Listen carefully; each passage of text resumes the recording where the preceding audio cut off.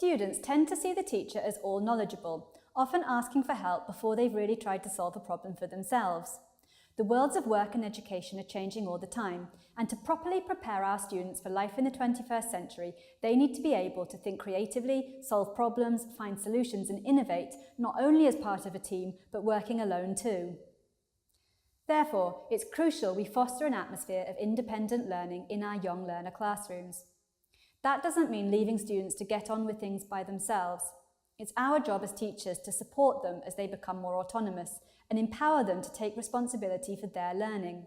Students need to know that the teacher is there to guide them and appreciates their efforts in the classroom.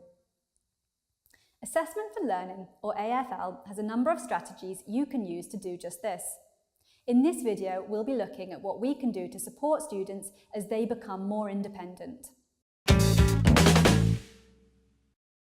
All the strategies and techniques discussed in this video series work to develop learner autonomy.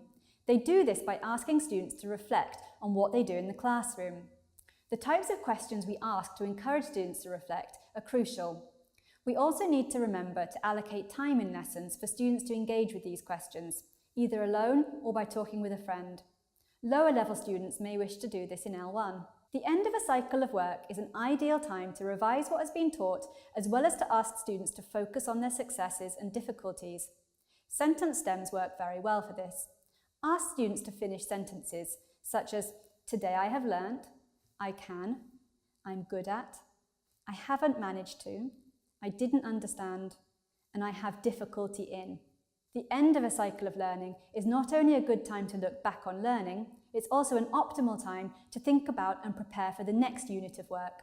Some thought-provoking questions to ask students might be, how successful is my learning? How am I learning it? How can I improve? What are we going to do next? And what do I want to learn about? Students can record the answers to these sentence stems and thought-provoking questions in their notebooks, or even better, in a specially dedicated learning diary. These can be made by students and updated throughout the school year. Encourage students to look back on the things they wanted to improve so they can feel a real sense of achievement.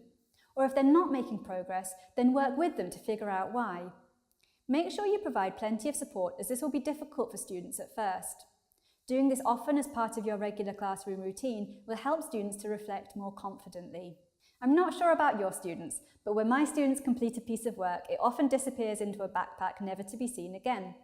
This doesn't encourage students to take pride in their work, and it means it can't be used to inform the next piece of work either. That's why some students continue to make the same mistakes over and over again. A learning portfolio is a great way to help students keep track of their work and to become more autonomous.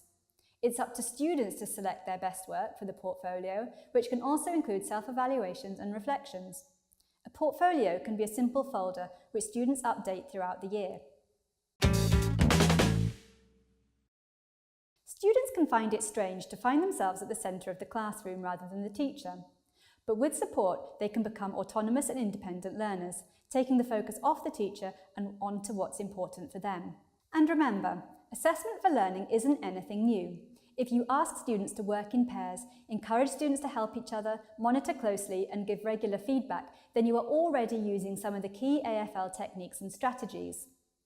So don't be overwhelmed, but aim to gradually introduce AFL into your classroom, building it into your regular classroom routines so that it becomes second nature to you and your students. Good luck implementing assessment for learning in your classroom, and I hope it is a rewarding and enriching experience for you and your students.